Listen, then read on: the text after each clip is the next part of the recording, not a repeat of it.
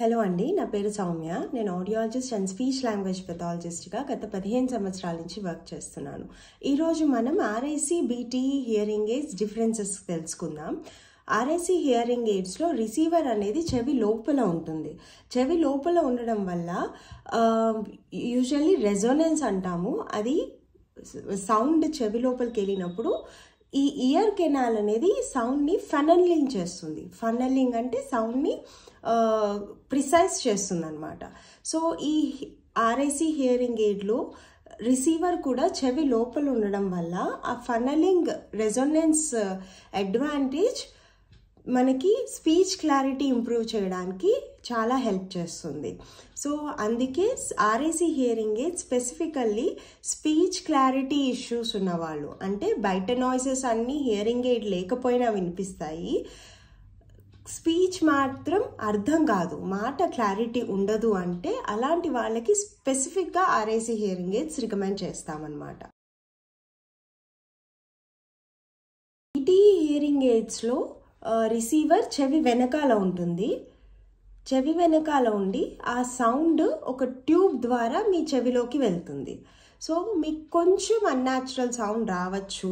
కాకపోతే advanced hearing ఎయిడ్స్లో ఆ unnatural సౌండ్ని సాఫెన్ చేసేవి టెక్నాలజీ కూడా ఉంటుంది.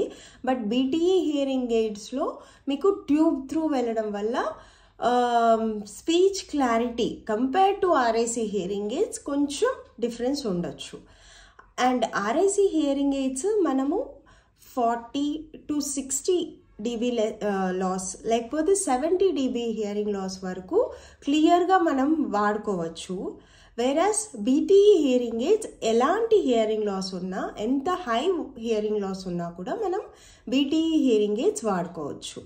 ఈ 2 అడ్వాంటేజెస్ వల్ల ఆర్ఐసి హియరింగ్ ఎయిడ్స్ ఎక్కువ రికమెండ్ చేస్తాము. బికాస్ ఏజ్ వైజ్ వచ్చే హియరింగ్ లాస్లో హై ఫ్రీక్వెన్సీసే ప్రాబ్లం ఎక్కువ ఉంటాయి. అలాంటప్పుడు హై ఫ్రీక్వెన్సీస్ దగ్గర వాల్యూమ్ మనకి క్లారిటీ కూడా హియరింగ్ ఎయిడ్ పెంచాల్సి ఉంటుంది.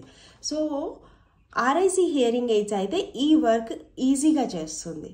అందుకని హై ఫ్రీక్వెన్సీ హియరింగ్ లాస్ ఉన్న వాళ్ళకి, కొంచెం స్పీచ్ క్లారిటీ ఇష్యూ ఎక్కువ ఉన్న వాళ్ళకి ఆర్ఐసి హియరింగ్ ఎయిడ్స్ రికమెండ్ చేస్తాము. వేరాస్ లీనియర్ ఆడియోగ్రామ్ అంటాం, వేర్ అన్ని సౌండ్స్ ఒకే లెవెల్లో, హై లెవెల్స్లో కూడా అవ్వచ్చు, ఒకే లెవెల్లో వినిపించినప్పుడు బీటీఈ హియరింగ్ ఎయిడ్స్ మనం రికమెండ్ చేస్తామన్నమాట ఉన్న వాళ్ళకి. అండ్ ఈ ఆర్ఐసి థిన్ వైర్ ఉంటుంది కదా, దాన్ని పట్టుకుని డైరెక్షన్స్ తిప్పుకోవడము అది డిఫికల్టీ ఉన్న వాళ్ళకి బీటీఈ హియరింగ్ ఎయిడ్స్ రికమెండ్ చేస్తాం.